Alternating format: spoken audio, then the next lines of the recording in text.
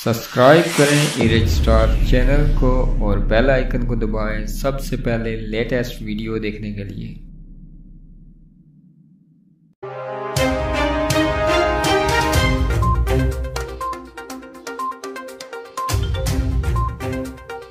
बिस्मिल्लाहिर्रहमानिर्रहीम। अस्सलाम वालेकुम दोस्तों यहाँ पर आपको एक अफसोसनाक खबर देते चले कि खोईरट्टा गुज़श्ता दिनों सीज़ फायर लाइन खोईरट्टा के शहरी चतर सेक्टर में भारतीय गोलाबारी से जख्मी होने वाली नन्ही ओरैन जख्मों की ताब न लाते हुए शहादत के मर्तबे पर फाइज हो गई। ओरैन रावलपिंडी के एक निजी अस्पताल में जेर इलाज थी।